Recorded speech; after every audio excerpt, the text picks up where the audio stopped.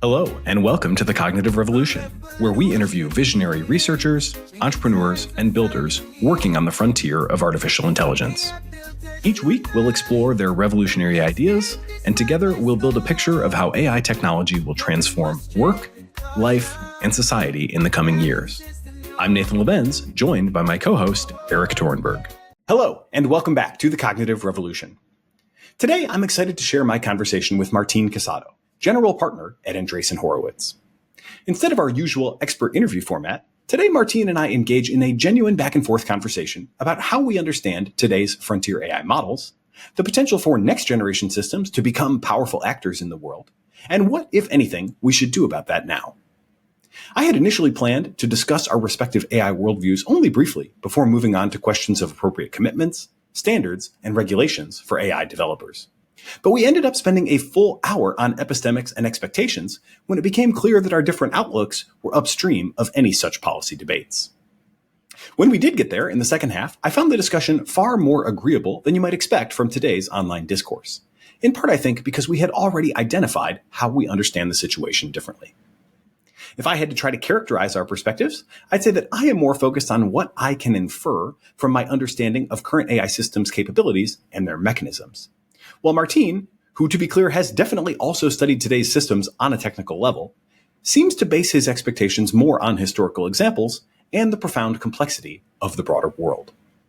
One key question that emerged is how much the potentially irreducible computational complexity of the universe ultimately matters, and whether AI models will be able to take very effective shortcuts relative to full-on simulation. For several reasons, it seems to me that they probably will be able to do this. For one thing, we humans seem to do it, so there's some existence proof that it's possible. And for another, we see some aspects of these dramatic shortcuts emerging in the models that we've covered in recent episodes on protein folding and interaction, as well as small-scale chemistry simulations. That said, it is still the case that no very general system has developed a reliable world model, to say nothing of an adversarially robust world model at this point in time, and I certainly can't prove that it will happen at any point in time or scale. While we didn't reach full agreement on worldview, I think this discussion demonstrates that it is absolutely possible to communicate across quite different AI perspectives, and it also reinforces the idea for me that it continues to make more sense to focus our time and energy on understanding what is before jumping to what ought to be done about it. Toward the end, we agreed on the idea of making one or more $1 bets about how the near-term future will shape up. I invite any interested listeners to try to formalize those conditions. And if you want to do that on a prediction market platform, I will happily share those links. As always, if you're finding value in the show, we'd appreciate it if you'd share it with a friend. And of course, we welcome your feedback via our website, cognitiverevolution.ai, where we're accepting resumes that I'll be circulating privately with friendly companies. And of course, you're always welcome to DM me on any social network anytime. Now, I hope you enjoy this exploration of AI expectations and implications with Martin Casado of Andreessen Horowitz. Martin Casado, General Partner at a16z's. Welcome to the Cognitive Revolution. Very happy to be here. I think this is going to be a great conversation. We are primarily here to talk about the importance of open source and to dig into a lot of the details of the current debates around early regulation of AI and how that might impact open source and what the pros, if any, and cons, if potentially many of that might be. Before we get into it, I just wanted to get a little bit of your super big picture AI worldview and ask you to project out a little bit. How powerful do you think AI is going to be over the next couple of years? You know, we've obviously heard AGI 2027. Is that a story you're buying? What do you think we're going to see over the next 2 to 3 years? Listen, I think like all things, the past is probably the best predictor of the future. My hope is this continues to be a very useful tool to help us with progress and to stave off this universe that seems pretty destined on killing us. So I'm hoping it continues on that trajectory. What is interesting is if you actually look, let's say the past 80 years of quote unquote AI, it's been steady progress independent of there being winters and summers. It's been very, very steady progress. It's been progress on economics, progress on problem solves. And every time we like tackle a problem, like everybody's, oh goodness, this is it. We're almost at AGI. And then it just turns out like that's one modality. And then we go on to the next and we say, oh, that wasn't really actually AGI or AI. So like this whole AGI thing has been a moving goalpost for 70 years. And so I would say, listen, it's been this kind of very steady progress. We've gotten good at many things. It's been a very useful tool. I hope it continues to be so. I think it's a very important thing for us to continue to develop and use. But I don't think that there's any step change or it changes the nature of computers or software in ways that we haven't seen before. I don't think that. So let me just ask a few more concrete things, because I'm a big believer in threshold effects. I mean, the topics of emergence, are super hotly debated, and is emergence a mirage or not a mirage? And maybe the underlying curves are smooth.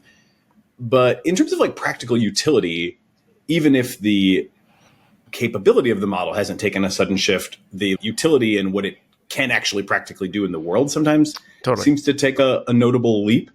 I guess right now, I thought Dwarkesh put this really well on a recent podcast where he said, like, it seems like the models are token for token as smart as most people.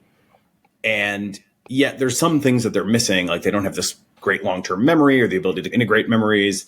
They're not great at autonomy. They fall down and can't get back up or don't know how to dust themselves off. But it seems like the core intelligence is there to do a lot of jobs. And it's this packaging, memory, agentic finishing that's needed to get to the point where you'd have like this sort of knowledge worker. Is that basically the story that you see? And I mean, does that translate to I think AGI is, yes, certainly very ill-defined, but like drop-in knowledge worker that could do a large majority of jobs like passably well is maybe better defined. Do you see that coming soon? So again, I think I like to draw from a historical analogy because I think they're very useful in this context, because I just feel like we see these very often and they all look kind of the same and it's played out. And so when I first joined Stanford to do my PhD, so I did my PhD in computer science and systems, it was in 2003. And around then, I don't know, it was 2003 or 2004, Sebastian Thrun had won the DARPA Grand Challenge. So the DARPA Grand Challenge, he drove a van fully autonomously for 1,200 miles. And everybody was like, hooray, like AGI is solved. Robotaxi is solved. This is an amazing thing. And 100% we've hit one of these threshold moments. 100% like you could actually do things you couldn't do before.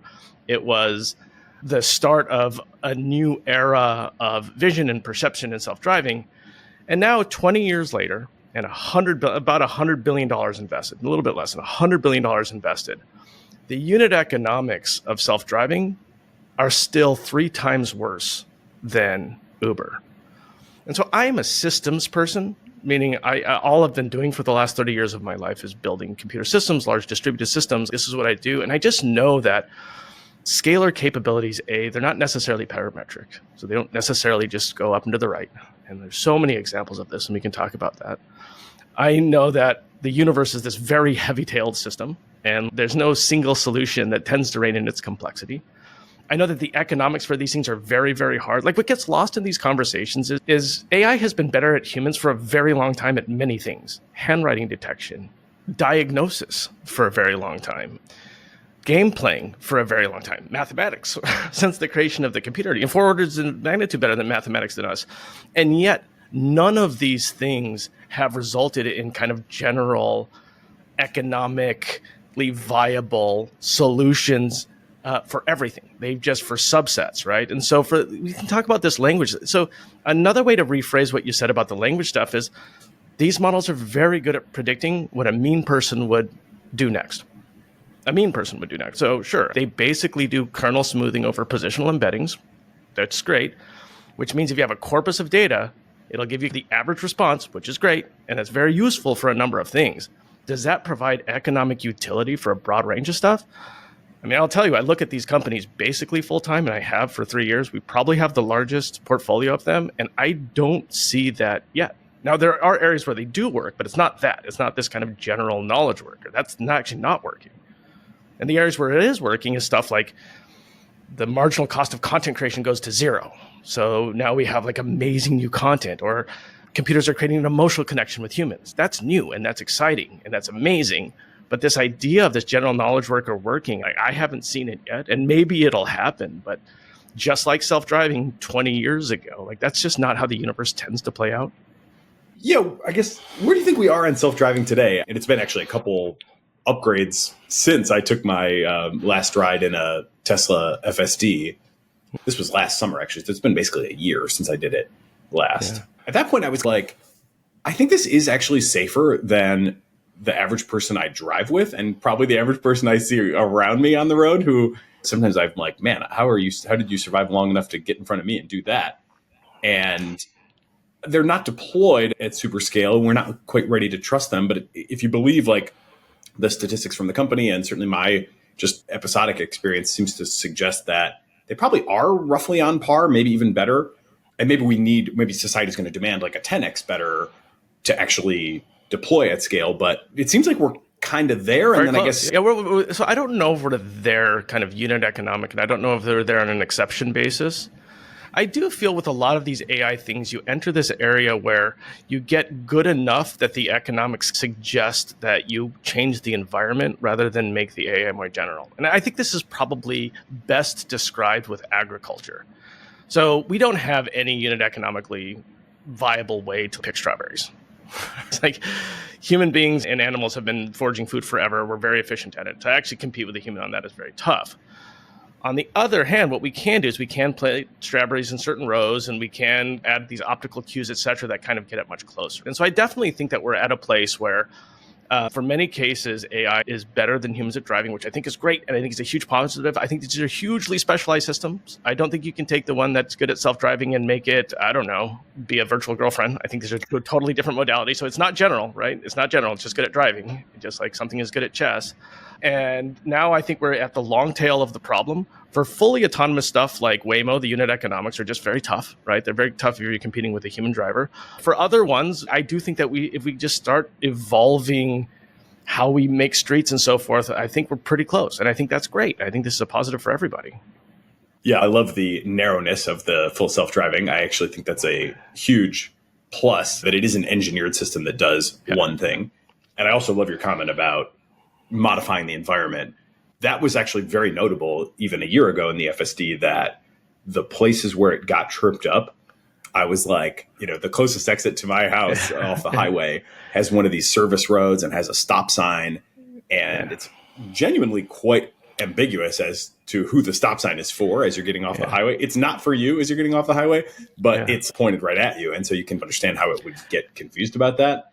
And that's the kind of thing that if we're serious, we could just go around fixing these signs and we'd make it so much better. Just quick digression, because this is just so important to this discussion on how the heavy-tailed universe makes this conversation very complicated between human beings, because I don't think people appreciate how heavy-tailed the universe is. So I just want to describe this because it just comes up right now, and it's going to be so relevant to what we're going to be talking going forward, which is there are many things that systems deal with that are heavy-tailed. What heavy-tailed means is if you draw an occurrence at random, just draw one at random, the chances are is that it's a very rare occurrence. So a very classic case of this is search. And so if you draw a unique search query, say Google at random, the chances are it's pretty unique, actually, even after all of this time. Now, this is unique searches. So if you take all of the searches that go into Google, say, and then you don't dedupe them, so like you can have a lot of repetitive ones, the vast majority of searches are the same. Let's say 90% of them are common. But if you reduce it to just singular intents, so you don't have any duplications, the majority are exceptions. And that's how the universe tends to be. Like, I come from networking. It's a very famously heavy-tailed discipline. A lot of things in the tail. So if you're building a general system, the majority of new things it has to do, not things it has to do, the majority of new things it has to do are exceptions. Now, it's very easy to get tripped up in these conversations because the majority of stuff that you're doing is not new, right? The majority of stuff you're doing is very common. But anytime you get into new areas, then you have to come up with new stuff. And it's like self-driving is a very great case of this. It's like nobody expected basically a 2D vision problem. Let's be honest, man. Like, self-driving is 2D. It's not even 3D. It's like you have streets and you have signs. You don't really worry about the Z dimension, really. And yet, $100 billion in, $100 billion of investment, we're almost there, but not in an economically positive way. The reason I wanted to make this point now is I think so much of these discussions is people, I believe, underestimating how heavy-tailed the universe is and how hard it is to make progress. And so we should be working as hard to make progress so that we can do stuff like self-driving and not slow it down because the task is enormously complex. I think that's definitely a good description of where things are today. In my kind of summary communications about the state of AI, I always say that the best systems are closing in on expert performance on routine tasks. And the word routine there definitely is critical, because when you get outside of routine tasks, they are not comparable to expert performance. So let's move this to here. So as far as I can tell, what LLMs are doing, and there's actually papers that have shown this pretty concretely, is they take a corpus of data, they create positional embeddings, and they basically average over it. And based on that, they can predict what a human being would do or say given a certain situation, right? And they do that basically via averaging. For 80% of the tasks, let's say that's great. This is for 80% as non-unique, right? So you're not deduping tasks. But let me give you an analogy. What if I came to you, I'm a startup founder, I'm like, hey, Nathan, I've got this amazing chat bot that for IT help tickets, it answers 90% of the time. And you're like, this is amazing. Like 90% of the work goes away, right? This is what you say. But then you actually do diligence on my company and you realize that 90% of that, 85% of that is just answering password resets. So I was factually correct saying that 90% gets answered. That's the case. But the reality is the situations that I help with are very easy to automate if you wanted to, and they're not that much work. And you still have, from a unique standpoint, you still have to have humans do 50% of the unique things that come in, 50%, right? So that was the state of chatbots for the last 10 years. And we had the exact same discussions. They seem to answer 90%, they answer 85%, they can do these things, we're almost done. But that's not how heavy-tail distributions work. So let's go to this case that you're making. 100% these LLMs solve problems we couldn't before. And 100% they're a very useful computer science primitive. We're nowhere close to understanding what these distributions look like, how heavy-tailed they are, and how they can handle that tail. Just like we weren't with AV, just like we weren't with original chatbots. And so I just think that without being specific on uniqueness and the distribution and whether we think it's parametric, it's very hard to have these conversations. So we result to generalities that sound good, but I think from a system standpoint aren't very sensible. How far do you think this goes? Like, best guess, if you are imagining yourself in 2027, and you have your AI assistant, can you say, hey, I'm going to New York next week for this event. Here's the invitation, book me a flight, book me a hotel, and get a good result? I think it's going to be like self-driving. I think we'll get 80% there with these agentic systems, and then people are going to start changing the environment to make them more effective, because human output is also heavy-tailed. And so my best guess, again, I'm going to repeat myself, but I actually think this is how it's going to play out, is right now, anytime we're always at like beginning of what looks like an exponential, but is actually a sigmoid, and what we think is like a fat head system, but it ends a heavy tail system, it always feels like this. Like it feels right now. And everybody's saying all the stuff that they're saying right now. And we're like, it's amazing. You know, everything's going to work out. And then we're going to realize, oh my goodness, the universe is heavy tail. This is really hard. These things are good at 80% of stuff, but the 80% of stuff that it's good at is not that hard.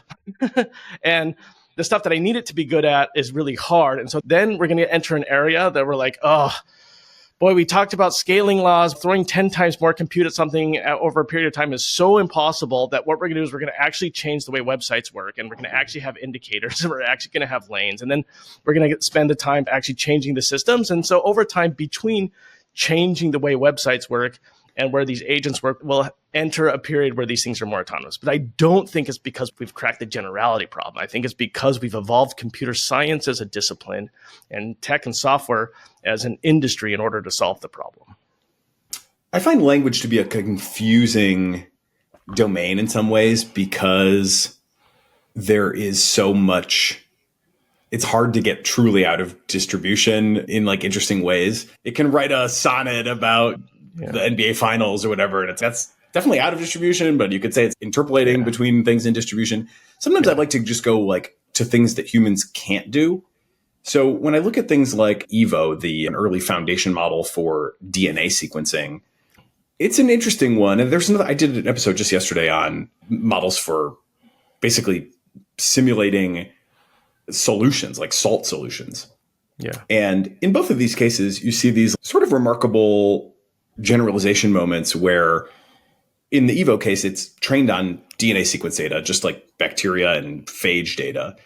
And so it's next token prediction, it's next base pair prediction, same thing as a language model, right? So you could say, oh, it's only predicting the next base pair. But like the language models, it seems to have developed these higher order internal representations that mean something that it was not specifically trained to learn, but that it's like learned in service of making the next base pair prediction.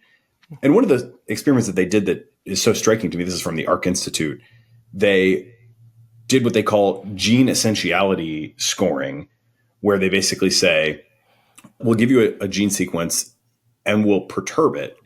And then we'll look at your perplexity, your being the model, your level of confidence or uncertainty downstream of that prediction. Mm-hmm. If you remain confident, then we can believe that gene must not be super essential, because if it gets messed up, then you can still predict like how this fits into life. But if we make that change and then you become very radically unconfident in your downstream predictions, then we can infer that this gene is actually really important, because now when it's off, now you recognize you're out of distribution and you can't make any confident predictions anymore. Mm-hmm. It seems to me like that signals, and that's like a 7 billion parameter model, 300 billion tokens. That's 2% of what Llama, or 1.5% of what Llama 3 is trained on. Yeah. So it does feel like there's some potential in these systems to learn things that we don't know, to grok, if you will, patterns in the universe that are not known to anyone really, to essentially speak DNA.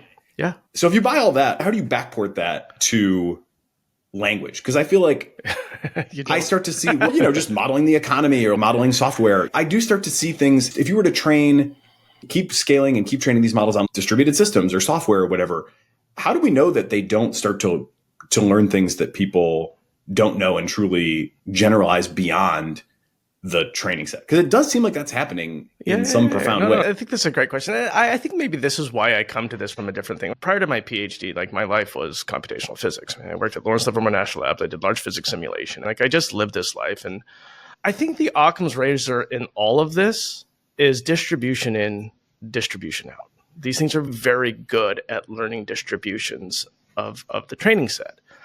And so this is just into this kind of weird, quirky coincidence of this moment. I actually worked on protein folding at IBM T.G. Watson Research Center in 1999 on the Blue Gene Project. And at that time, there was a belief that we knew enough of the fundamental forces in order to actually, from first principles, calculate protein folding. That was the thesis, and that we just didn't have enough compute. And so they actually built a whole computer to do this called Blue Gene, and through corporate machinations that ended up becoming an entirely new computer because they couldn't fund it. It never really happened. But there was the belief that if you had enough compute that you could do protein folding and a bunch of other stuff. And so I think it's very reasonable. This is just strict Occam's razor that if you have enough compute and you have enough data and you're dealing with an axiomatic system that you can reduce to first principles, then you will learn that distribution and you can use it for predictive stuff. And if you want to call predictive emergent, that's fine, but it's just predictive, like anything is predictive. Like I've worked on simulations codes that were predictive. Could I have predicted the yield of a nuclear weapon? No, I could not have predicted that as a human being. Only a computer can, but it's really just understanding first principles to create these things.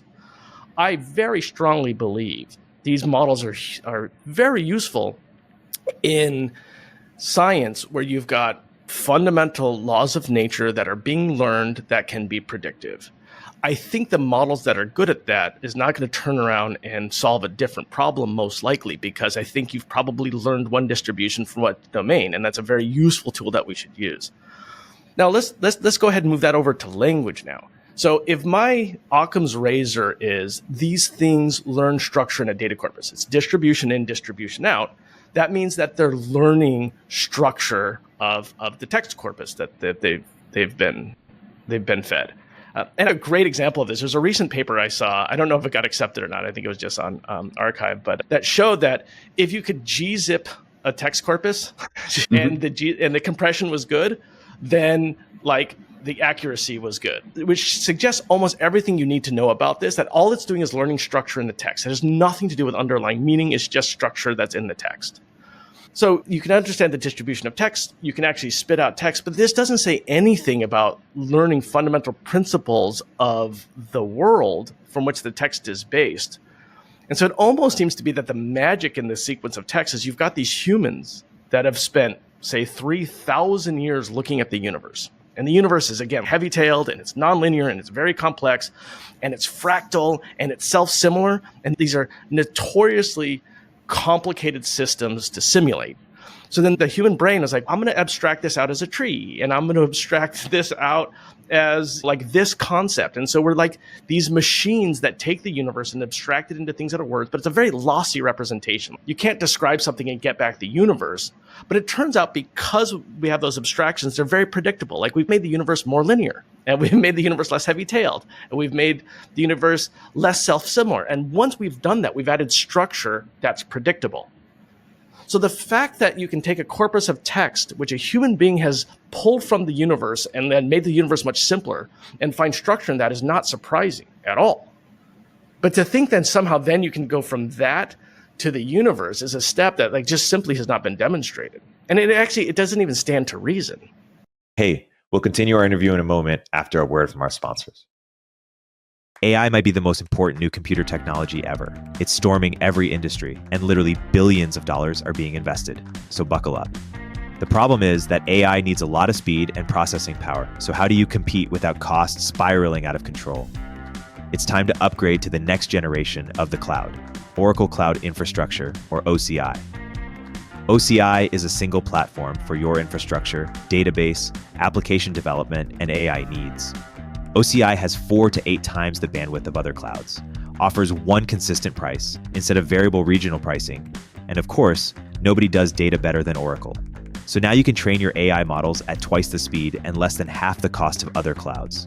If you want to do more and spend less like Uber, 8x8, and Databricks Mosaic, take a free test drive of OCI at oracle.com/cognitive. That's oracle.com/cognitive. Oracle.com/cognitive. The Brave Search API brings affordable developer access to the Brave Search Index, an independent index of the web with over 20 billion web pages. So what makes the Brave Search Index stand out? 1, it's entirely independent and built from scratch. That means no big tech biases or extortionate prices. 2, it's built on real page visits from actual humans, collected anonymously, of course, which filters out tons of junk data. And 3, the index is refreshed with tens of millions of pages daily, so it always has accurate, up-to-date information. The Brave Search API can be used to assemble a data set to train your AI models and help with retrieval augmentation at the time of inference, all while remaining affordable with developer-first pricing. Integrating the Brave Search API into your workflow translates to more ethical data sourcing and more human representative data sets. Try the Brave Search API for free for up to 2,000 queries per month at brave.com/API.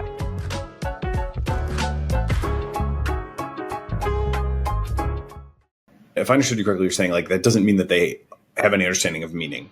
How would you square that with like a sparse autoencoder or line of research or sort of Golden Gate Claude, if you will? Like they're able to now say through these sparse autoencoder techniques that they can isolate, I think it's 30 some million different features, each of which is a direction in activation space, and then inject those at runtime, right? And they're starting to create these sort of control mechanisms where it's if they jack up the Golden Gate Bridge feature, then all it wants to talk about is Golden Gate Bridge. Sure. Or more practically, insert kindness or insert deviousness or whatever. There seems to be some meaning there, right? There's structure. That's very different than meaning. So we're talking about 3 things. This is a great conversation because I think it gets to the heart of it.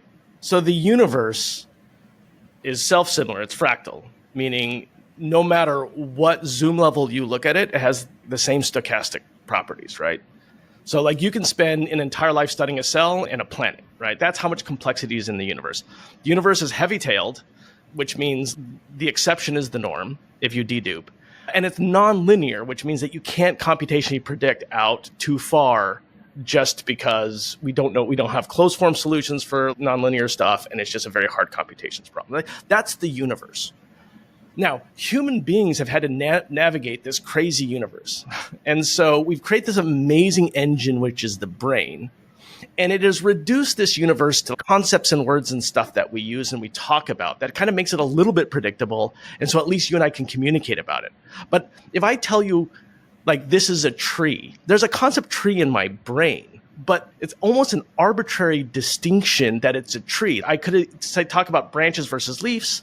I could talk about networks of trees. That's actually one tree, like the big aspen grove. I could talk about cells of the tree. It's like this kind of arbitrarily useful distinction. So it has some semblance to the real world. But if I say a tree, it's probably not an accurate relative to how the world is. Is it one tree? Is it a family tree? It's just a useful abstraction.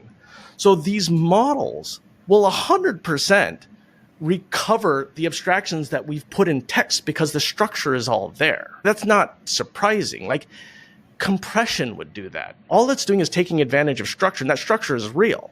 But let's say that it's finding a tree. Does a tree actually map to the universe in a meaningful way? It's a human-created concept that has some vague semblance to something we all agree on. Unless you're a scientist, then you probably disagree with the common understanding.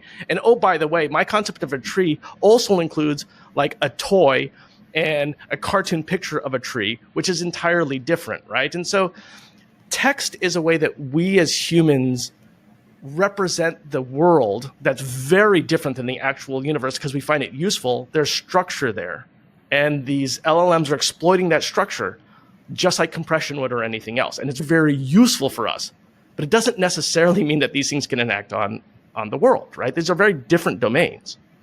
Yeah, I guess I'm not quite getting the gap. There's so many interesting results to point to recently. Did you see the one about GPT-4 finding and exploiting new zero-day exploits?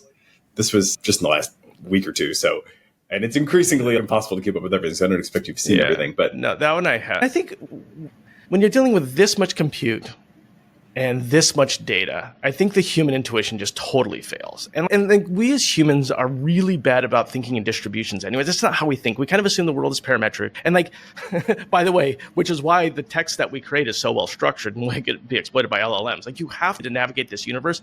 You have to make the simplifying assumptions, which we do. And so it's good to actually come up with mental frameworks about how these things work. So I'll tell you a few of mine. The first one of mine is, as far as I can tell, these things are exploiting structure in whatever data that they're reading.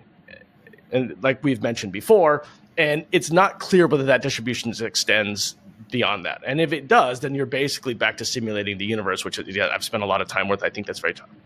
The second one is the actual mechanisms. We're talking about transformers. The actual mechanism is basically kernel smoothing. It's averaging, which means to me is the further you get out to where the data is rare, the greater the inaccuracies come. And that doesn't mean that for systems that you can actually extrapolate from, that you don't get great results. That would be quote unquote out of distribution. It turns out some systems are linear, or you have enough data, you can map the distribution. So that one is totally fine.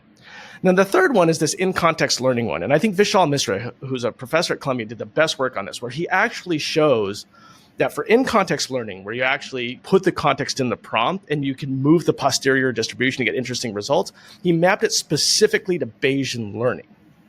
And it's a beautiful paper. I don't know why more people don't read it. So listen, we know that these things can do some basic Bayesian reasoning. And this is where the prompt is basically the new evidence, which changes the posterior function. So you'll get new stuff there. We know that if you average enough stuff, you'll get new stuff there. It just has to be linearly interpolatable. If it's not linearly interpolatable, you're not going to get new stuff. So none of these things suggest that you're not going to get new stuff. It just puts constraints. We know how Bayesian systems work. We've got 20 years of understanding convergence properties to them.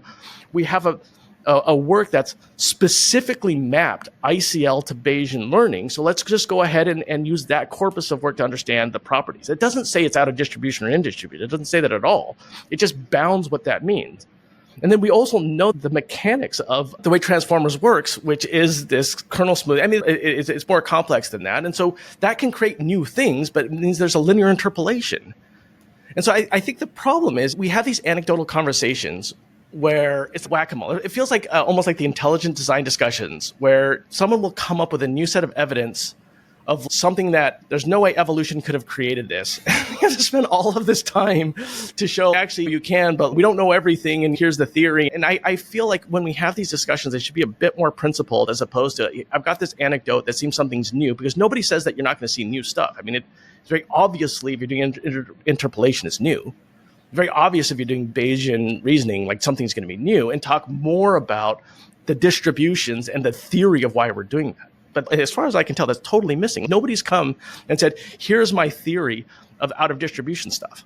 Here is my thesis for what is going on functionally to create this new data. And on the other hand, you've got mounting and tons of evidence that map these to existing systems that we know that people just seem to not want to follow. And I just feel like, listen, humans love to see things in clouds and complex systems. There's so many facets and they're so complicated and they're so huge and they're so ethereal, and then we see things and we just do this historically, and we've got these kind of amazing compute elements that are huge and they surprise us and they're amazing, but we can map them to formal systems and we know how they work. And that doesn't mean that they're dangerous or not dangerous. I'm not saying that. I'm just saying that we can actually map them to reasonable systems to have a discussion, and that just seems to be missing. This conversation is a great example. I'm very happy to map these things to formal systems we understand and have that discussion, but it's always this kind of anecdotal whack-a-mole instead, which I just don't know how to answer to every instance of what seems like emergent behavior, when of course emergent behavior is expected anyways. Hey, we'll continue our interview in a moment after a word from our sponsors. Omneky uses generative AI to enable you to launch hundreds of thousands of ad iterations that actually work, customized across all platforms with a click of a button. I believe in Omneky so much that I invested in it, and I recommend you use it too. Use CogRev to get a 10% discount. Hey all, Eric Torenberg here. I'm hearing more and more that founders want to get profitable and do more with less, especially with engineering. Listen, I love your 30-year-old ex-FANG senior software engineer as much as the next guy, but honestly, I can't afford them anymore. Founders everywhere are trying to turn to global talent, but boy, is it a hassle to do at scale, from sourcing to interviewing to on-the-ground operations and management.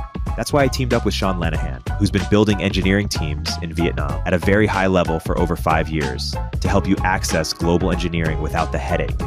Squad, Sean's new company, takes care of sourcing, legal compliance, and local HR for global talent so you don't have to. With teams across Asia and South America, we can cover you no matter which time zone you operate in.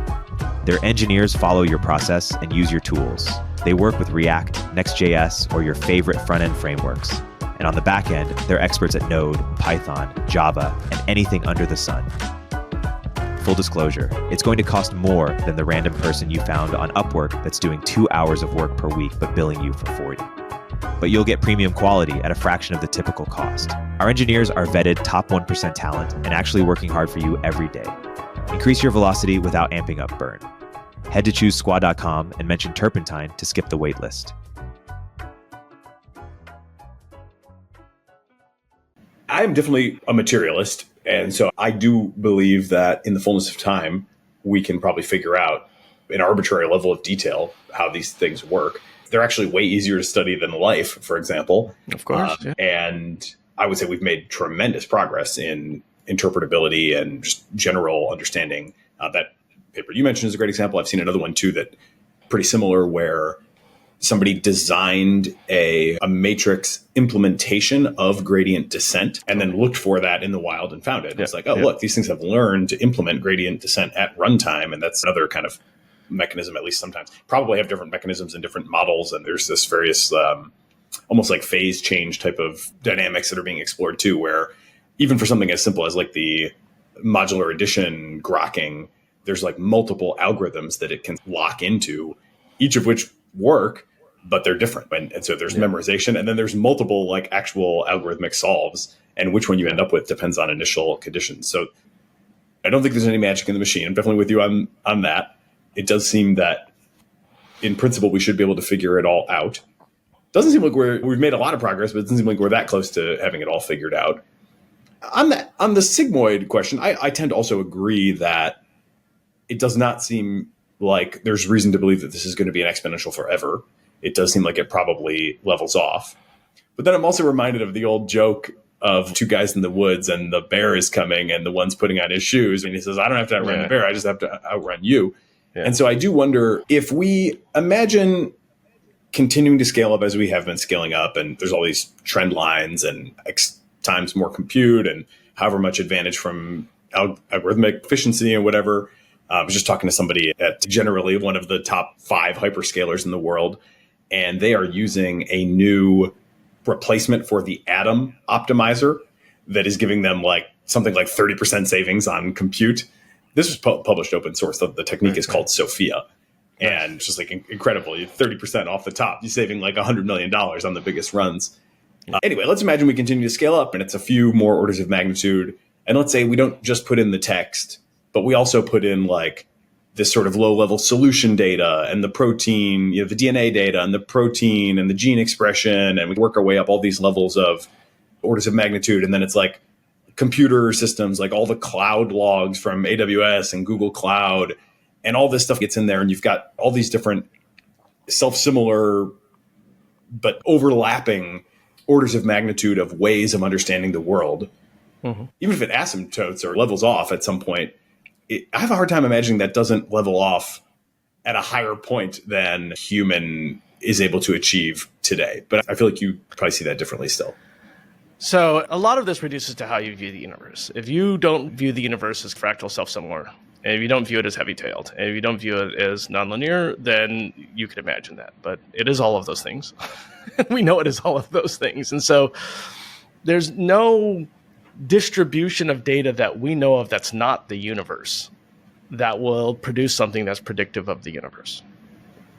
It's really that simple. Now, that doesn't mean that we can't focus on an area and reproduce that distribution. I could become very good at predicting whatever, protein folding. I could get really good at playing chess.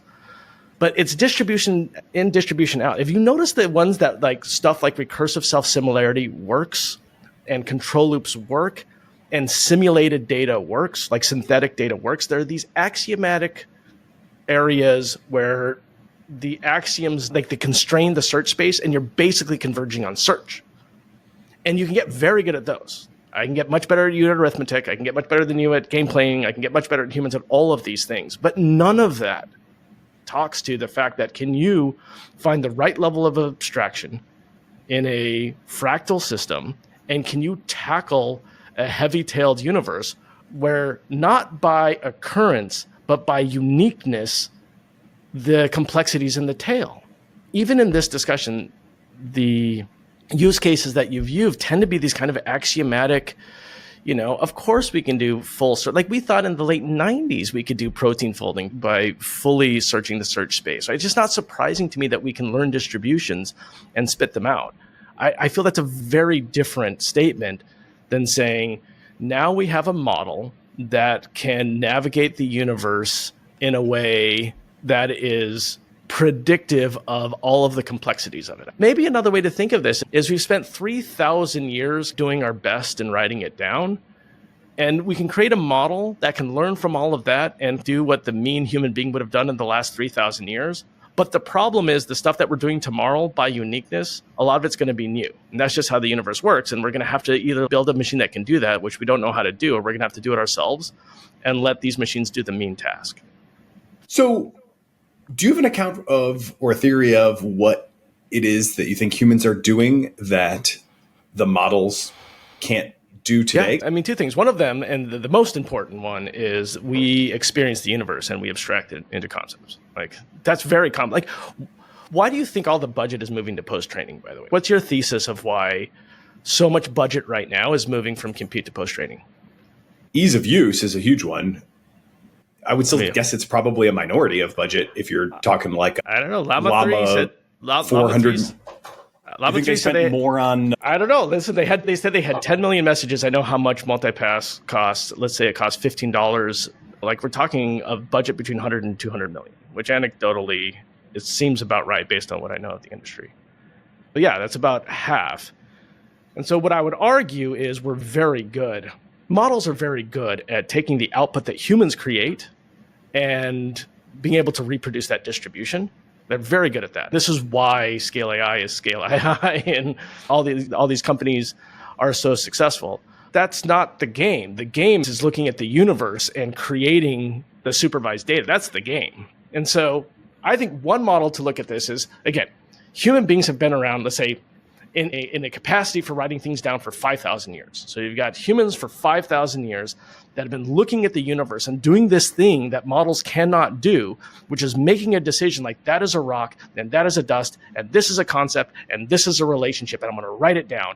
And then as a group, we're going to synthesize these ideas and work at these. And so we've got this kind of almost kind of Platonic representation in our heads of the universe, and that is very structured. So we did all the hard work. That is hard work to take this untamed universe and reduce it into words and concept. That's hard. No LLM that I know can do that. Not even close. But then once we've done all of that hard work, is it surprising to you that there's structure? We did all this work. Of course there's structure. So you take that structure, you put it into an LLM, it learns the structure, and it can spit it back out. So the very specific thing that these LLMs can't do is look at the universe and recreate this kind of structure. And to be super clear, that structure is not the universe. That's very different. Like a rock is a rock. Is an idea in our head. It's not representative of any single thing. Is it a grain of sand a rock? I don't know. Is a boulder a rock? I don't know. These are concepts we've created in order to navigate the universe. They're not the universe. So human beings take the universe and create the concepts. And the LLMs, and that's structured because we need structure in order to do anything. And the LLMs learn that structure. It feels like the only thing that works is basically you can do exhaustive quote unquote AI, which converges on search to learn distributions, or you do supervised learning, which human beings are doing the hard work, in my opinion, by labeling things and everything else. And then you just learn what the human beings have done. But to take the universe and actually to rain structure and all that complexity, that's what we do. And it would be great if machines can do it. I've never seen any evidence that they can. Yeah, maybe some glimmers of it. That's just not where we are. So, yeah, I think it might be. I just want to be super clear because you guys be a very specific question, it would be a very specific answer. Look at the universe and then come up with these concepts that are useful, that are not the universe. They're concepts. They're totally separate. Like a rock is not a thing; it's a human concept. But to take the universe and decide something is a rock, that's actually all of the complexity and all of the energy is that step, which LLMs just don't do. Yes, this is why I think language is such a tricky domain. By the way, the Platonic representation, you probably saw there's a paper titled exactly that recently. But it doesn't tell us much about this particular question because it is still operating in the language domain. And it is in that way able to piggyback on our prior art in terms of useful abstraction of the universe. I do think if there was a line of research where I would venture a guess that I think you maybe wouldn't agree with, that maybe we could come back in a certain finite amount of time and say, has this happened or not? And what would we infer from it? I probably would look at this biology foundation model space and the sequence modeling. And you can imagine that's going to be elaborated a lot. They didn't even use eukaryotic sequences in that initial Evo paper, let alone like expression data, transcriptome, proteome, whatever. We know enough about the natural sciences to build predictive models, and we have for a very long time, right? Like I can simulate a supernova on a computer pretty accurately. I think it's phenomenal. It's phenomenal that we have an approach to throw compute at a problem that learning a fundamental law of physics. But again, how is that any different than the fact that we've been modeling physical systems for a very long time, other than the fact that in these cases, it allows us to apply more compute at the problem, and we can solve problems that we don't have closed form analytics solutions to. It almost feels to me like an extension of simulation, which would be very different than the claims around general reasoning. It's literally learning laws of physics, which we've been doing since the beginning of compute. Right? The creation of computers was for ballistics. Right. So the reason that we created computers is because ballistics are nonlinear, right? The trajectory of ballistics are nonlinear. So we had people in rooms that would create logarithm tables by hand. They were called computers. That's where the name came from. ENIAC shows up. ENIAC does it 4 orders of magnitude. It's about 5,000 times faster than a human being does it. And we have a computer. And this is a perfect example of a nonlinear system, which is a trajectory with gravity, being done by a computer. Why is this not just a straightforward extension of exactly that, like we've been doing for the last 80 years? Here's my expectation. Tell me if maybe we could make a little friendly wager on this. Yeah.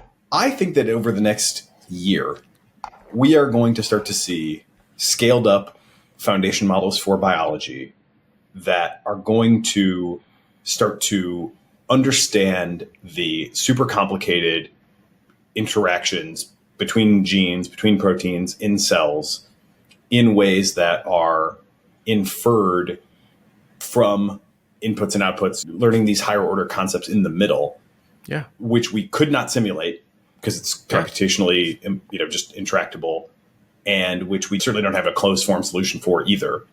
I agree. And if that does happen, that would seem to constitute to me an instance of looking at the world, looking at basically raw data of sequences and just lysed cells and what proteins are found in them and whatever, and learning meaningful abstractions.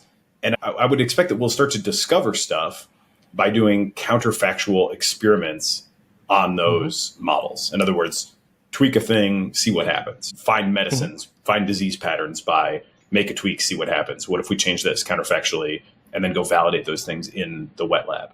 If we start to see that happening, would that, to you, represent I agree. The phenomenon? I fully expect that. But how does that not constitute looking at the universe and figuring out what's what? Oh, for sure. For specialized subdomains, you absolutely can learn distributions.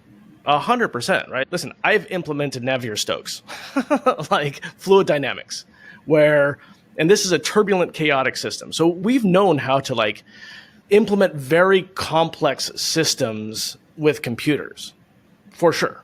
And especially in very specific domains where we can reduce these things to a few fundamental forces, or we can reduce these things to mostly linear systems. Like the previous version of this is just all the computational methods where we would kind of take a problem that we know and we'd actually experimentally determine, it's just experimentally, we'd say, okay, this material behaves this way under this pressure and this heat and it has these properties. And we take what we learned experimentally and we'd create these models and they would do pretty good at simulation. And I would say this is a very straightforward extension of that, which is you look at how the world works in a constrained situation, and then you can predict what would happen in the constrained situation. But just like simulations, remember, we could do this with simulation. We've been able to do this for a very long time, right? So you could experimentally determine how different materials work, and then you can actually simulate a new system based on those. This is how we do most industrial design today anyways. So my question to you is, how is this fundamentally different than that? Or not a natural extension than that, where you're giving it a system, you're learning some fundamental properties, you can do something new, but that doesn't mean that you can disobey the laws of physics in predicting stuff that computers can't predict. It's not obvious to me that it can simulate complex nonlinear systems that are chaotic for long periods of time. I think this is just yet another step on this kind of we have computers simulate physical stuff and we're simulating the next thing with the next tool. Does the parallel make sense? If you go to in the 80s and 90s, we would literally empirically test physical matter. We didn't know how the physical matter worked. We just empirically tested. It has this opacity under this heat. It has this tensile strength. We'd use that to build databases of materials, equations of state, we call them. So this is how they interoperate. We'd use those when we're doing simulations, and we'd simulate what happens when a car explodes, what happens if an airplane runs into a building, all of these things. None of those instances worked. They were simulations, and they were very accurate. And none of them came from first principles. They were all empirically. But that has its limits because it didn't solve climate prediction past 15 days. It didn't allow us to simulate life. And so to me, this is just computers being attached to another domain, which thank goodness we've come up with a great tool that's going to give us a little bit more insight. But it's a little bit more insight is what it is. By the way, we had the same discussions in the simulation. This is why, by the way, we stopped PlayStations from going to the Middle East. It was exactly this. So again, I actually worked in the nuclear weapons program at Livermore. So I was very close to the previous version of these discussions. We're oh my goodness, if Saddam Hussein gets PlayStations, he's going to be able to simulate nuclear weapons, right? totally misunderstanding that the ability to simulate something is not some runaway process that's going to allow you to recreate a world or anything like that. It's a very specific tool for a very specific situation. But we were here before, when it was 25 years ago. Yeah, there's certainly no arguing that past predictions of AI progress often didn't pan out. And that does seem like it's not a near-term future that we can dismiss either. But the other argument is that they have all panned out exactly as you'd expect, and they're going to continue to. And this has been steady progress for 80 years. And it's been a super useful tool. And every time we unlock something, people are like, oh, poo, that wasn't AGI, so that must not have been AI. And they're like focused on the wrong goal. And it's a very unspecified goal. And instead, it's like any other computer science primitive where it keeps solving problems. And we should continue to solve problems with it, which is the way that I would view it. It's interesting because people talk about summers and winters and not panning out like you just did. But it couldn't be further from the truth. It's been a foundational primitive of computer science that we've been using very effectively, and we continue to use more effectively. And I don't see why that won't just continue to be the case. Yeah, I like your vision. I think what you're describing is almost an ideal scenario. So I do think this is an important foundation. Let me try to bottom line your perspective. Yeah. I'm still a little confused around what would count. What would be the evidence of if the fundamental thing that humans can do and have done through our history that the AIs can't do is look at the universe and figure out the right abstractions and come up with the right concepts that compress it in order to make sense of it. And I agree, it's very hard to say what they're doing in the language domain because we already did that work and they're learning it from us. I try to describe something in the biology domain where it's like, it seems like they're starting to show signs of doing that. And I could believe that they would. And then you sort of agreed. But then now I'm confused as to wouldn't that count as doing that? And then it seemed like the response was, well, that's just in one domain. But it doesn't seem like there's anything that would prevent it. Certainly, there's a huge leap in generality with this latest generation of systems. So I do imagine just shoveling all the modalities into one model. We've already got text, vision, and audio in GPT-4o. Why not the true GPT-5o would be like biology data and weather data and like pictures of deep space and solution simulations and just battery simulations, material science, whatever. Throw that all into one thing. And if it can do that, then it's definitely not going to be constrained by one domain anymore. So I'm still a little lost as to like exactly what the limit that you see is in terms of why it doesn't become a system that's more powerful than people. I'm so glad you reduced it to this. I think this is great, right? And there's two things. There's this notion that language reasoning is general, which a lot of people believe, but you don't seem to be on that kind of kick. So let's put that one aside. And you're more on the like learning properties and simulating properties of the universe side, which is totally fine. So what I would do is I would just bring you back to everything we've learned about simulation, which is even when you know all of the properties of the system and you can simulate, you just don't have the computational capacity to simulate nonlinear systems. We don't have the materials or the energy or anything. It's literally like a compute problem. We have code bases that have been around for 20, 30 years that simulate all sorts of crazy stuff, and yet they've got limited utility for exactly this reason. The universe is just so complex that they're useful for a little bit. And so if it turns out, and I'll give you a very specific one that we can bet. Listen, if it turns out that these models somehow change that compute trade-off where it can simulate nonlinear systems in ways that traditional stuff can't, I'm 100% with you. But that's not what they're doing. What they're doing is they're inferring stuff that we haven't been able to infer by looking at data. That doesn't mean that they can be predictive in a way that kind of disobeys our understanding of compute requirements. And like a Rayleigh-Taylor let me just give you a specific. So Rayleigh-Taylor instability is basically if you have two liquids that are on top of each other with different densities. And that is one Rayleigh-Taylor unstable system. And if you perturb it, like you get these kind of like just amazing, kind of chaotic, turbulent things that happen. We have been looking at this problem for 30 years and we have no idea how to actually predict what will happen. We just know roughly what they will look like, but we don't know like the specifics. And AI systems are way less efficient than an actual like code written for simulation. So to think that it can tackle those types of problems, I just don't see any indication. I mean, I view that we have these kind of modalities of compute that we can throw at problems, right? So the most efficient is basically imperative programming, where you give the computer set of instructions and exactly the rules, right? So that's just normal programming. And then we have another modality, which is declarative programming. And by the way, the first one's the most efficient, right? It just does the rules. The second one is like the end state that you want. I know the end state, but you know it very specifically. And then the computer figures out what to do. This is declarative programming. And so to come to the solution, it has to do all of the logical closure stuff. So that requires more compute, right? And we don't even know how to bound that compute. That's why like databases, when you run queries, are not bounded. So that's declarative programming. Now we're in AI where you don't even know what the end state is. You're just like, I have a whole bunch of data and I want you to find patterns in that data, right? That requires even more compute, so it's even less efficient. So it's another modality of compute. It's one we've been refining for a long time, but it doesn't change the nature of computers. They're still systems and they're still computers, and they still have the same limitations, independent of what distribution that they learn. And so if it turns out that these things can like simulate systems for a period of time longer than normal simulation, then I'm with you. I'm like, this is breaking the laws of physics. But until then, it feels to me like simulation where you just don't know all of the rules, but it's learning some of the rules. Yeah, I guess I think about it less in terms of simulation and more in terms of how effective the choice of actions can be at any given time step. Like, I'm not simulating the universe. Humanity as a whole is not simulating the universe, but we're all just taking our local conditions and our sort of general sense of our own selves and goals and like trying to do the next step at any given time. And it seems like our overall efficacy through our lives is the integral, if you will, over how good our choices are at each given time step.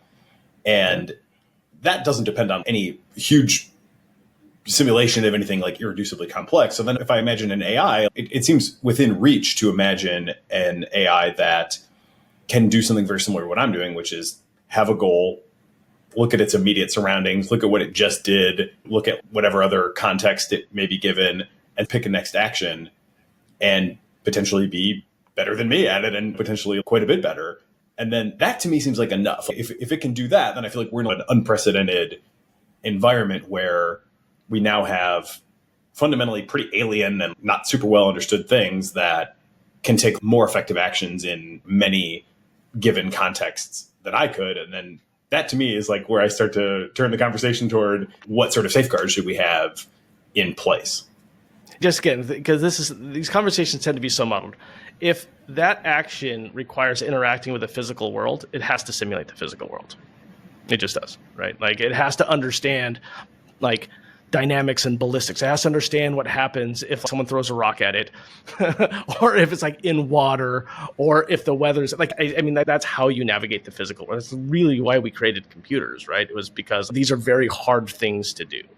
And then if it's not that, if it's not interacting with the physical world, then it is interacting in this kind of language domain that we've created. And I agree, it'd be very good at some subset of those things. There's zero indication it'd be good at new things. And that's what we're actually very good at. And again, without actually having a model for all of these things that we understand, like the distributions, we understand the mechanisms, I feel like we just use words, and the words all make sense.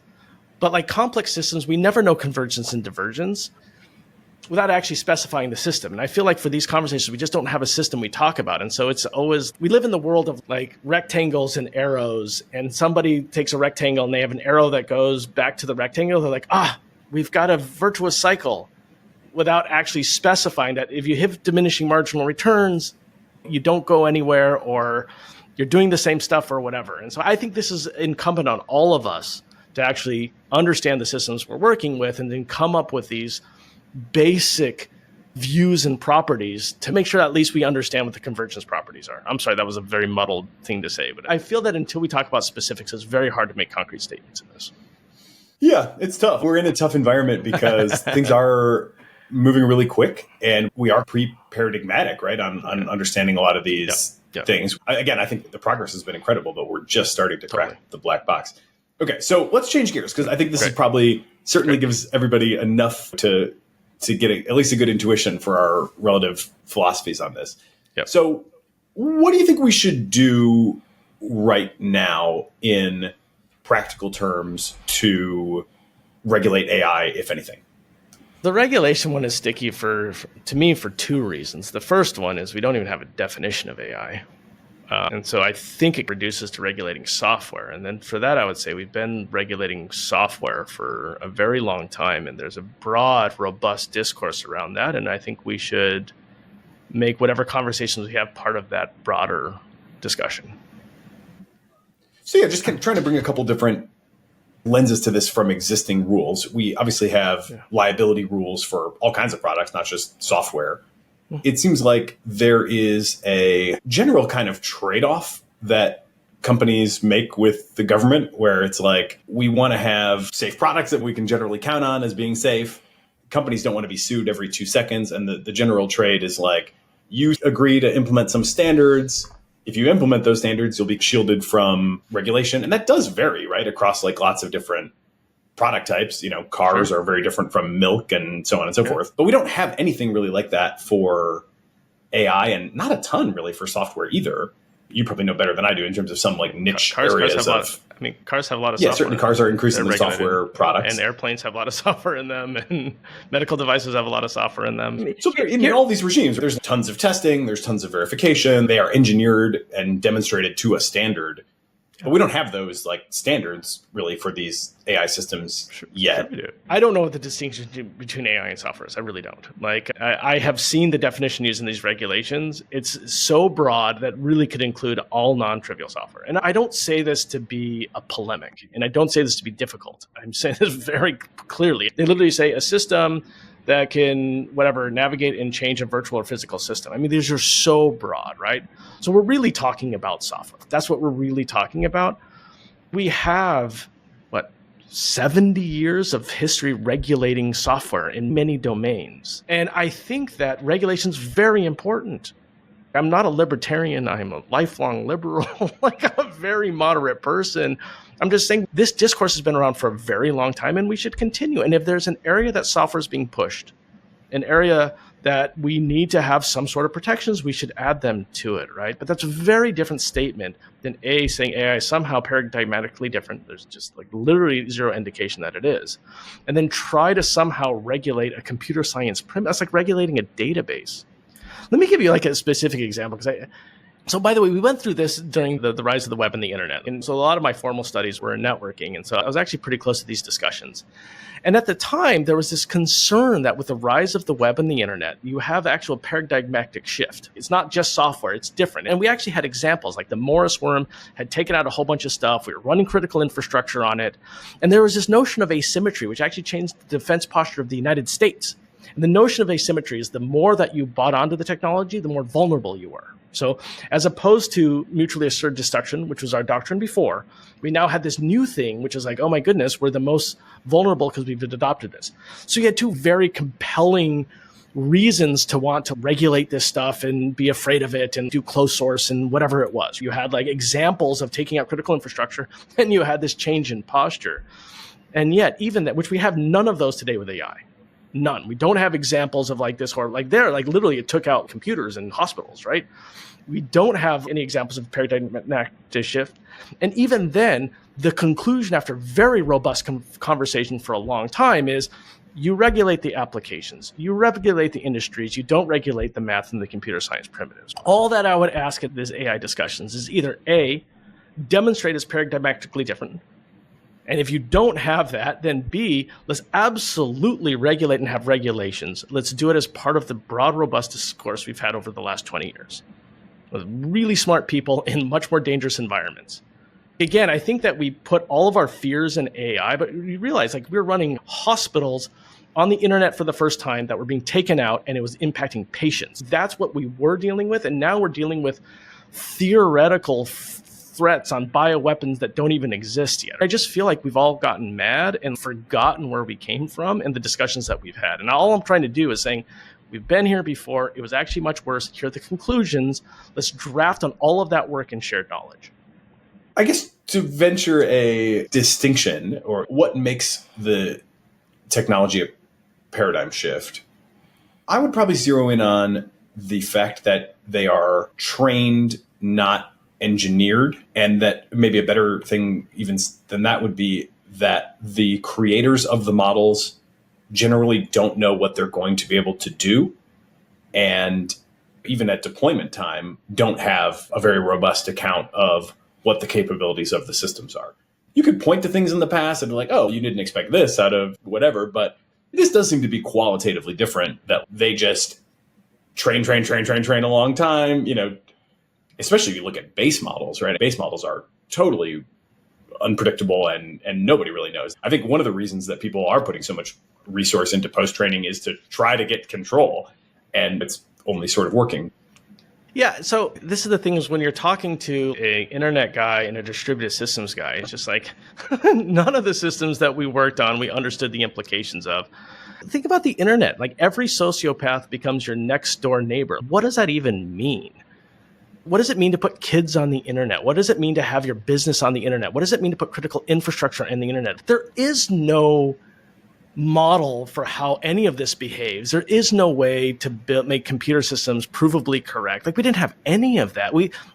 A lot of the early discussions when we were creating TCP was to prevent congestion collapse, because we thought, everybody's going to the communication protocols. They're going to all decide that there's an issue on the internet, and then they're all going to back off. And then at the same time, they're going to kind of correlate and kind of talk again. And who knows if this takes out the entire internet, which run critical infrastructure. I think people underestimate how complex and how little we've known for any system that we've built. We have no idea. And I guess having been there during these times, and a lot of computer science is building systems, especially distributed systems, that have emergent behaviors, that are non-predictable, that are a tool that you use to solve bigger problems. We've got a lot of approaches to doing that we've developed over time. We will develop new ones. And it's just not clear at all to me. And again, the internet is my favorite example to hold up to this, is literally, we changed the social structure of humans. They're totally unpredictable. We were putting critical infrastructure on it. We had examples of emergent stuff that was worms weren't possible before the internet by definition. So we actually had provable, not demonstrated, new attack vectors. And yet the conclusion was, listen, we're going to keep this stuff open. It's very important. We're going to regulate the uses of these things. And this was the primary growth driver of the last 20 years. And so either you thought that decision was wrong, but that's a very different discussion. We could have that discussion. We could relitigate those 10 years of discussion. Or you can say, this is the same thing, except for a softer form of it, because we have no proof that these things are paradigmatically different. I would consider these wildly baseless claims. And so why don't we use the same method that we did before? The couple little points I wanted to follow up on, but I really want to ask your question on, or really want to ask for your view on what companies should do, right? In terms of the proposed regulations applying to everything, we do have these compute thresholds, the 10 to the 26, whatever. I don't want to get too bogged down in that could be a slippery slope, or they could change that threshold or whatever. I agree. If they all of a sudden drop the threshold dramatically, that would be very heavy-handed and counterproductive. And the open source of the last couple of years has been, I think almost everybody agrees, good for everybody, including even your safety hawks that are backing SB 1047, I think, are quite on record saying the open sourcing of, for example, Llama 3 is good even for safety, because it gives more people something to study.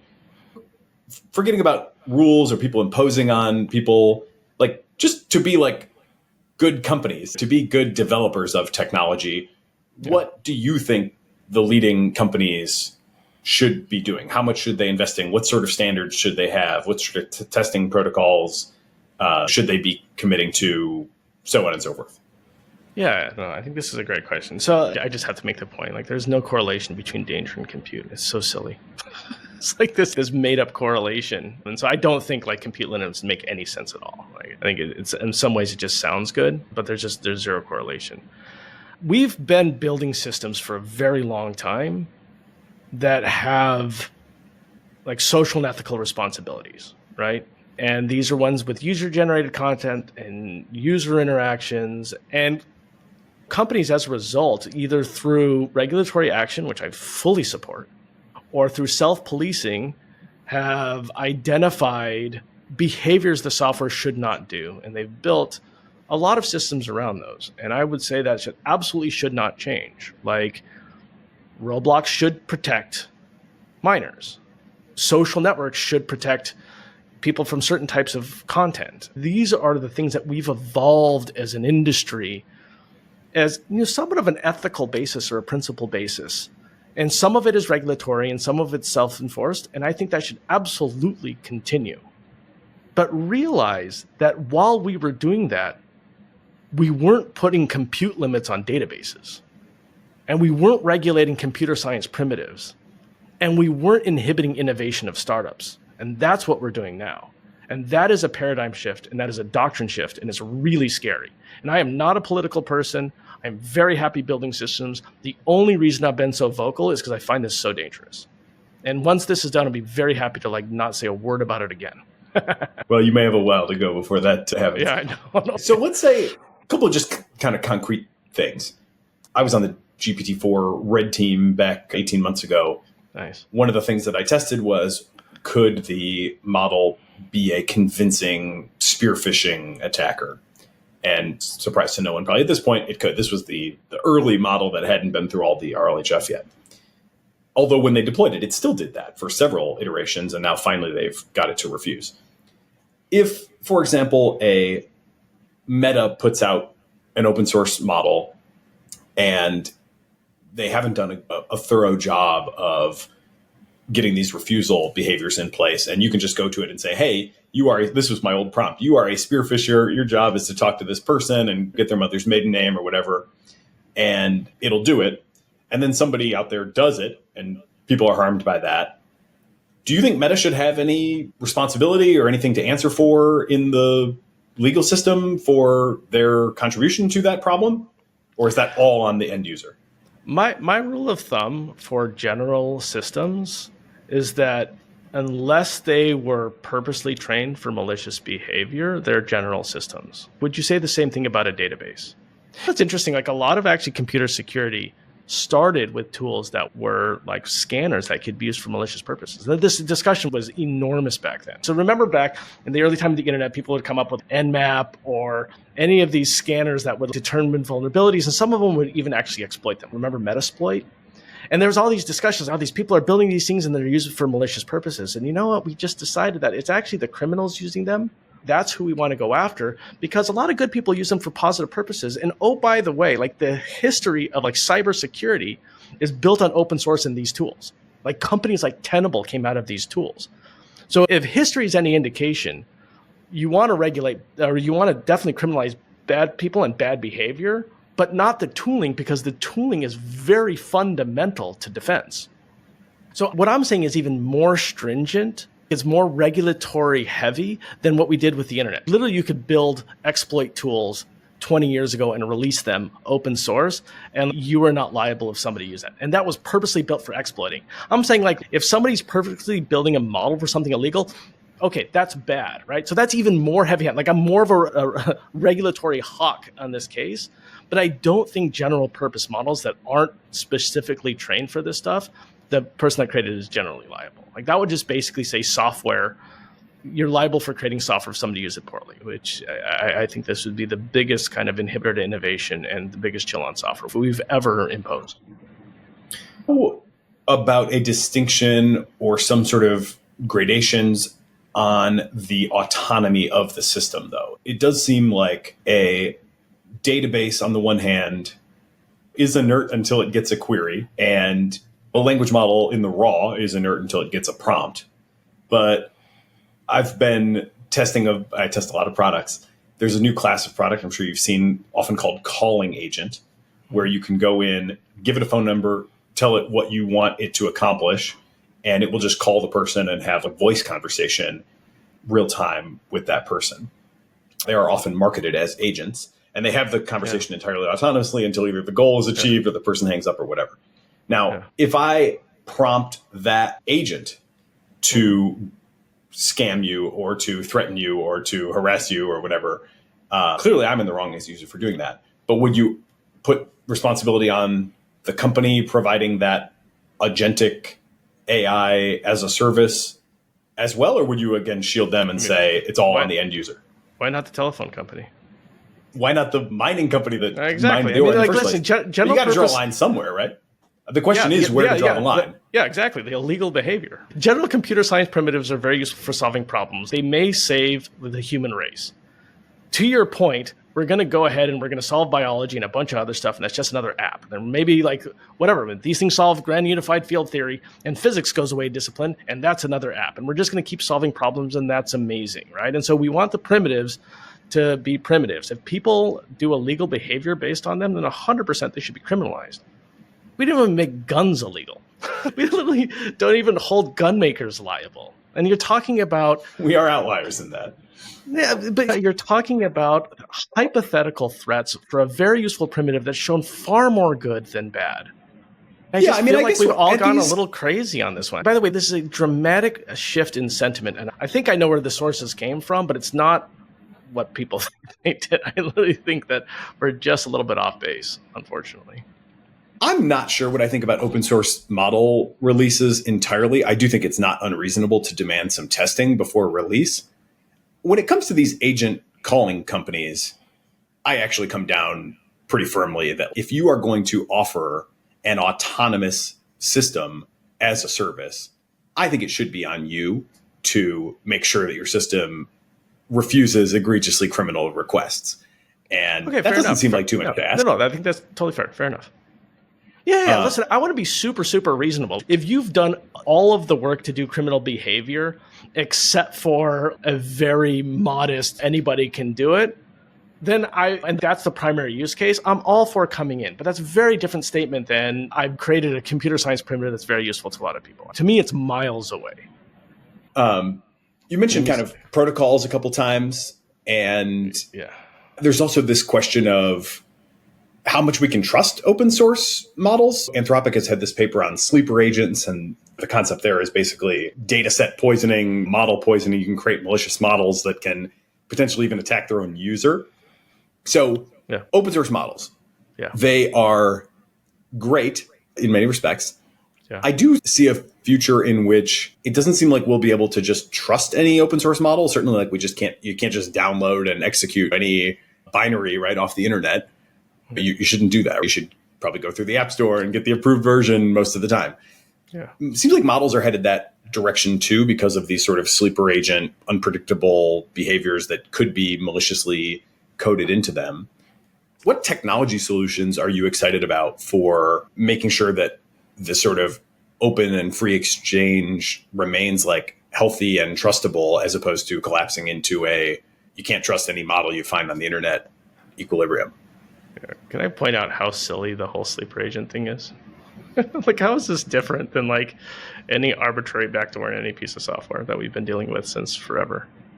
Which is it's inscrutable. One big difference is, like, in principle, if you read the code of whatever, right? In theory, you would be able to tell, but we don't have any tools that can tell. No, wait, that's absolutely not the case. If I give you a binary, a set of instructions, there's no way to actually determine behavior. This is like this is computer science. But that's why we don't go around downloading and executing random binaries, right? Right. I'm just saying, we can talk about software, and I think it's great to talk about software, but we somehow keep making AI these special, unique things. And in some ways, they definitely have new properties. In other ways, they're actually not that different. Like this kind of notion of a sleeper agent. Binaries have had the potential for backdoors for a very long time. We provably can't detect these, right? It converges on the halting problem, right? So it's the same thing for models. And I just don't see why you wouldn't just use the same things that we do with binaries, which is Apple in the App Store will decide to have some sort of criterion. And maybe you just don't download some random model if you don't want to. And personally, concerned way less about a model that might tell me something stupid or something offensive than a binary that could like wipe my hard drive, right? And so I don't think it changes that game at all. At least maybe I'm missing some. Maybe you can educate me. What could a model do that a binary can't? I don't know. It's a good question. Certainly models can do a lot of things that traditional software can't, right? When I advise people on how to build AI apps, I usually say, if you're going to have an AI app, the reason you're going to use these, at least these new like general purpose models in an app, is that there's some cognitive task that for practical purposes, you can't reduce to explicit instructions. Whether that's, is this a cat or a dog or whatever, there is something that you can't reduce to code. So they can do definitely just categorically like a lot more stuff. They can, for example, trick people. You could imagine a Eliza bot or whatever doing security question extraction from people. But so your concern is like exploiting the human via social interface versus anything having to do with the machine. Is that your concern? I don't know. I'm not that great of a hacker, but I think you could also have a sleeper agent model that, oh, great, download and run this thing, and it's going to help you use your computer. But maybe it also goes around looking for things in your computer, and maybe it's actually better able to find them than traditional software because it can sort of search more effectively and have a better understanding of what it's looking at any given context. Abstract. I mean, people do all sorts of things like if I want to email myself my credit card number, maybe I like put a star between all the numbers and then it like breaks regular expressions. But maybe a model just looks at that and that looks like somebody trying to trip up a regular expression on a credit card number. I don't know. I think it just feels like there's a lot. The surface area of these, my general reasoning is like the surface area of these things is vast and there's just a lot of unknown unknowns. Yeah. Again, I guess from my standpoint, listen, if somebody wants to break into your computer, like probably the best way is with some binary that'll do a backdoor. And then like almost all computer attacks are human-aided anyways. Like they get a bunch of information, they send it to a group of people who analyze it. And maybe you can put all of that intelligence locally at some point. Like we're definitely not there yet and it can do something. But I feel like that's at this point science fiction. Like you can do a lot of automated stuff today with binaries. You can absolutely put humans in the loop. You can do intelligent stuff. Like you can social engineer. You can do all of those things today. I don't know if there's a paradigmatic shift. I have not seen it. If there is, and you actually have demonstrations of this, then maybe it warrants a discussion, but we're not there yet. I do think we've got a lot of safeguards in place when it comes to binaries. I think we've all learned not to download the wrong ones, and we should. I do want to have here's how sensitive we are to this question. No joke, I was in Japan last fall, and I got a phone call from my mom. And my mom's like, "Oh, Martine, where are you?" And I'm like, "Oh, I'm in Japan." She's like, "No, you're not." And I'm like, "I am." She's like, "Oh, talk to your father." It's a very awkward call. And my dad gets on. He's like, "Oh," he's like, "Where are you?" I'm like, "In Japan." He's like, "Oh, I just had somebody call and said, you know, it was you and I could hear you, but you're a little bit muffled and you're in prison and I'm heading out the door to give $10,000 to get you out of prison." Like literally this happened to me. And it was my voice, and they were almost convinced to do this. And so I posted this on Twitter, and everybody's, "Oh my God, deep fakes!" You know, like this is what happens in the age of AI. And all of a sudden, there's this indictment on AI. Filed a police report, talked to the police. They actually know the team that did this. It has nothing to do with AI. It's literally a human being that like muffled their voice and to pull this off. It's been going on for a very long time. And so I just feel like we ascribe these superpowers to AI that have not been demonstrated, that are still possible today. And even if they could do the same thing that you can today, which they absolutely can, is not a paradigmatic shift. And maybe if we do see that happen, like we should say, oh, the safeguards we have in place are not enough. But I don't think that we should do that preemptively because you're going to inhibit the innovation, the proliferation of these things, which is, it really is a different way that we will, as a society, view the development and the use of software. And I think that something that has added so much good, we're going to, I think it's almost like a moral bad. Like we will reduce the amount of good we do in the fear of something that we just haven't even demonstrated that's bad. I do worry about that. The nuclear outcome for AI would definitely be a real tragedy. And I'm a big proponent right now of two projects I'll highlight that I think are like maybe the most important things going on right now. One from Google DeepMind, have an episode coming soon on the what was MedPalm, now is MedGemini. That's awesome. And they're just grinding, man. It's like, I love it. Dialing in the diagnosis, really strong evals, I love expanding modalities to radiology, all these other things. And I love it because I think we can all love it because we all want everybody to have this sort of access to quality expertise. And obviously it's like all too scarce. I also love it because it does demonstrate pretty compellingly, although as always, we could debate around this, that there is potential for extreme value today, even kind of the current level of systems without necessarily having to like 100x or 1000x or 10,000x the scale of the training runs. I asked the guys there, do you guys think you could create your AI doctor vision if Gemini 1.5 Pro was the blast and best model you ever got to build on? And they were like, yeah, I think so. It would take us a little longer. That's awesome. But I think we could probably make it happen. And OpenAI has a similar one. They're working with Harvey as I'm sure you are familiar, Yeah, they have a custom model that they're doing for them. And same deal, right? They're working on GPT-4 base. It's like incremental compute, not orders of magnitude compute. Yeah. And they're, again, like just achieving huge gains. I think it was like 97% preference ratio of the dialed in model to the original base. So I am very much with you that I would hate to see us end up in a spot where like professional licensing, regulatory capture, rent seeking prevents us from getting the value. And I'm definitely, vigilant against those sorts of threats. The flip side for me is I would love us to understand this a little bit better before we raced to the proverbial $1 trillion cluster or whatever that sort of AGI superintelligence might be. It sounds like you ultimately just don't think that's going to happen. I take it you guys will not be investing in Ilya's new straight to superintelligence venture. I would be delighted to invest in that. I mean, I honestly think it reduces to how people wake up in the morning. And some people wake up in the morning and they're really afraid of the future. And they can't really articulate it, but there's something bad that's going to happen. And they want to protect themselves from it. They're not really sure what it was. And like anything that has the specter of it, they'll find it in there. That's a constant voice in every technology shift. It's just absolutely constant. And there's other people that are like, listen, we're the ones that created this. We got this stuff. It turns out the universe is very complicated. It turns out that we use tools to protect ourselves, not the opposite. And of course, most things are still use, every computer, everything that we create. But I believe in us as kind of meaning creatures to have innovation. It just comes down to the basis of innovation. And I tend to think that, listen, I don't think the universe gives up its secrets easily at all. I don't think any single system will ever solve all problems, not even close. I feel like everything is a sigmoid. I feel the universe is heavy-tailed. And so the more tools we have, the more we're enabled to help ourselves. That's really what I strongly believe. Every indication of this current AI to me suggests that this is the case here. These are still computer systems. And so I think that any inhibition of innovation on the stuff that's outside of a 30-year discourse. Again, I'm taking a very moderate position here. I'm like, we regulate software a whole bunch.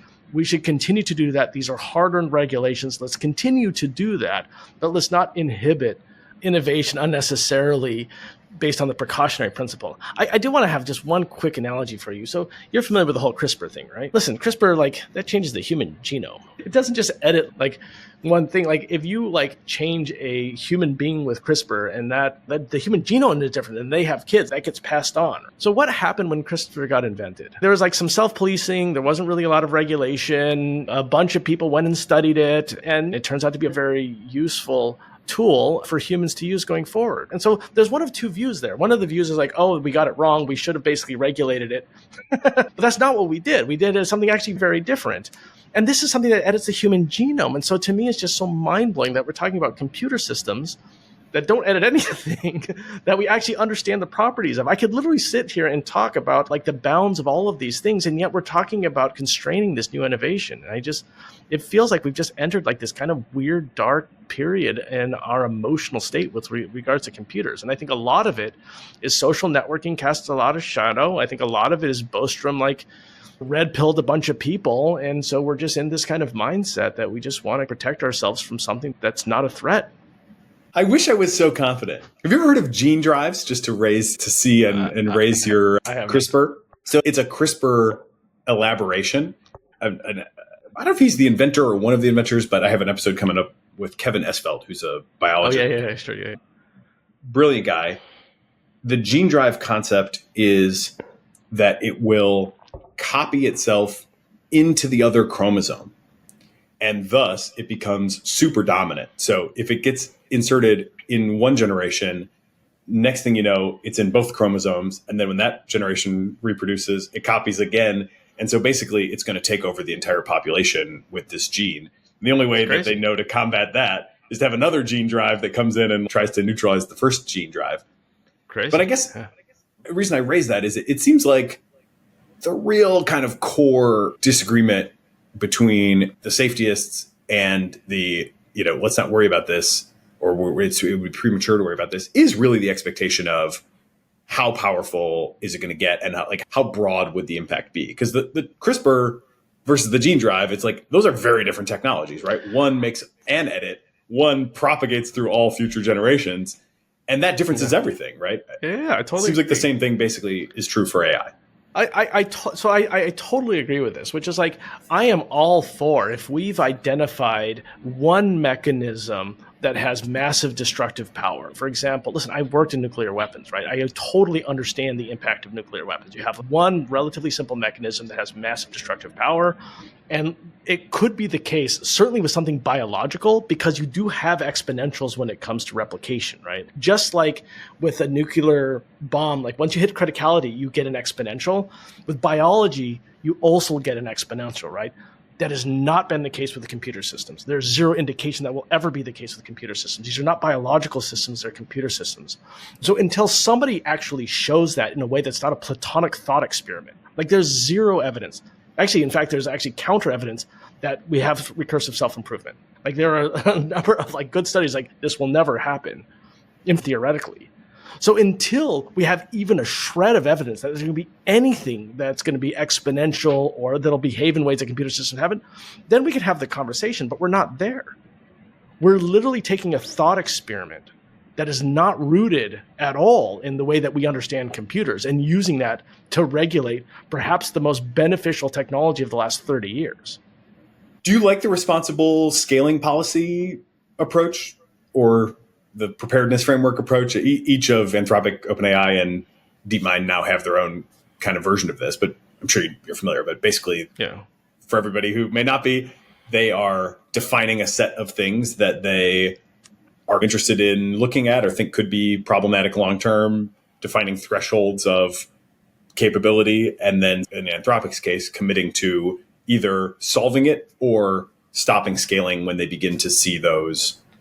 I think companies should do whatever they want, whether this is for signaling or they're actually genuinely concerned. They should do whatever they want. I've spoken to a lot of people, by the way, that are close to these, and a lot of the times they're like, listen, we're worried that if we don't self-police, the regulators will police for us. So it's not because they actually think there's a genuine concern. Not everybody. Like some people think there's a genuine concern. Many people that do this for much more pragmatic reasons. I am fully supportive of that, to be very clear. What I am not supportive of is regulators having arbitrary restrictions that will unevenly impact startups, academics, and researchers. Anthropic, do your thing. OpenAI, do your thing. Google, do your thing. But do not foist this on a broader framework that's going to impact our ability to innovate. I think that's actually like a moral wrong. I really do. What do you think the trajectory of competition in the foundation model space is going to look like? It's a very good question. So I think one thing I didn't appreciate, and I'm just starting to appreciate, is how much there's a perverse economy of scale. And like distillation is so effective. So a positive economy of scale, like a network effect, is like the leader, the marginal cost to add the additional user goes to zero. So leaders get ahead and you have natural monopolies, right? A neutral competitive landscape just fragments because $1 in is like basically $1 earned. In this, it looks like there's a perverse economy of scale, which the leader has to pay more money to stay ahead. And because you're a leader, you help the followers because they can literally use you to catch up to you. That's a perverse economy of scale. So I think there's a very open question on, is this going to just end up fragmenting into a whole bunch of competitive models that are basically the same size? And that seems to be the case. Originally, this is how much we're so scared of our own shadow. Originally, everybody's like, it'll be OpenAI and they'll be ahead of everybody and nobody will catch up. Remember that? Like, I remember it very well. Like, you've got data network effects and they're going to have all the data. And okay, so now that's clearly not the case. So now you have a number of companies that are roughly at the same baseline. But what's surprising is companies that are like not even software companies, just like the NVIDIA release recently, are building models that are incredibly competitive. There's open source that's incredibly competitive. Databricks released a model that was incredibly competitive. And so my sense is because there's an inherent perverse economy of scale that's built into this, which is because you can use them for distillation. I'm using a very loose phrase of distillation, not the technical phrase, but like you can use them to build models. I suspect you're going to just have massive, massive fragmentation. And that's absolutely been the case, right? This is what we've seen. Is you'd think that it'd be OpenAI and everybody else, or maybe OpenAI, Anthropic and everybody else, and it's not like that. Yeah, I mean, you look at the LLMs leaderboard, it is like that. It's basically all those guys dominating the top. Certainly there are a lot of people who have done a fine tune based on like their outputs and closed the gap. But I think this is a pretty different. Listen, if you compare this to a true network effect with the marginal cost of the leader, like for adding a new user goes to 0, it looks nothing like this. This is shockingly fragmented for any sort of industry that's capital intensive. Shockingly fragmented. Just so you know, if you compare this to like the rise of social networking or the rise of the telephone networks or the rise of the internet or any of these, is shockingly fragmented. On what measurement would you say that though? Because the leaderboard basically shows like 3 players. The sort of market share, I would think, is also like very dominated. That's a great point. I think that's a great point. I think if you look at market share, it's breaking what you normally see, which is it breaks Pareto, which is like the top 20% gets 80% of the market and the rest. And it looks like software in that way, but it doesn't look different than software. Yeah, I often kind of assume it's converging on cloud. Yeah, exactly. I think this is a great point. I think it is converging on what we have seen traditionally with software, which is first mover gets 80% and is able to attract capital. But it does not look like the network. Like networks very specifically create monopolies, right? In Facebook, like whatever. GitHub is another one. Like those look quite different than oligopolies, which you tend to see come out of traditional software where there isn't an inherent network effect, but there are scale effects and first mover effects. And I absolutely grant you that's what it seems to look like now. But even then, I am surprised by how fast less funded competitors catch up. I do think that they're diminishing marginal returns all across the board in these models. Like when it comes to collecting data, the existing data that you have, the compute, et cetera. So I expect this to be a lot more fragmented than I think many people do. And listen, if you want to do a dollar bet, I will bet you $1 in 2 years that like this has turned out to be relatively fragmented. Like there's not like a clear leader that has 80% of the market. I think we could come up with a bet there that I would take. My general expectation is that there are going to be fewer and fewer competing at the top level, because part of my bet would be that something like scaling laws hold. I think the most unpredictable element of all of this is like research breakthrough. And that's what can really shake the snow globe, is like somebody finds something that doesn't scale quadratically anymore or whatever. There could be all sorts of insights that could change things. But if scaling laws people always talk about scaling laws, but you know how hard it is to like deal with a logarithmic scaling law or an exponential or power law or however you want to characterize it. Like you need like an order of magnitude more to get the same improvement. This is really tough, and we're starting to see that play out now. And so I think when people say scaling laws hold, I think that kind of undersells what that means. But doesn't it work against open source in the sense that if you expect that it is going to be that hard to get those gains? No. The opposite for 2 reasons. Let's not even talk about distillation. So let's imagine you have 2 Zeno's paradox runners, right? So like they're both running, but like never getting to the end. It turns out when you have scaling laws like this, the front runner like will continue to run slower because the marginal dollar goes down. So put it this way. If OpenAI needs to improve by some fixed amount, it has to pay 10 times more or 100 times more or 1,000 more. And so for the same investment, any challenger is going to catch up by quite a bit. So that gap is always closing. Now, they never catch up because these are kind of Zeno's paradox runners, but it's the exact opposite. Is that clear? It's like the leader has to now pay more to make the same gains. And then if you add the fact that the followers can learn from the leaders because they can do all sorts of tricks, like create the post-training data or whatever tricks that they do, that's even another headwind. So in a normal network effect, the leader gets a tax break because it's easier to connect new users because whatever, you've got super linear value when you have more users or whatever it is, right? But this one, leaders get taxed a lot more. And they get taxed more because the marginal value has dropped so much, but also because the people behind can catch up. And so it's the exact opposite of what you've said. There's no disputing the Zeno's paradox runners analysis. But the question is like, how apt is that analogy to the actual situation? It seems like you could easily get into a dynamic where, and this is like what Anthropic, according to their leaked pitch deck, said, it seems like you could easily imagine a situation where somebody gets far enough along that they are actually really economically valuable, whether that's drop-in knowledge worker or whatever. That's a great point. Yeah. And then they actually have the resources and the others don't. And then that sort of splits. There's like a continental divide there where you're either rolling downhill toward AGI or you're like still coming uphill toward trying to get over the hump.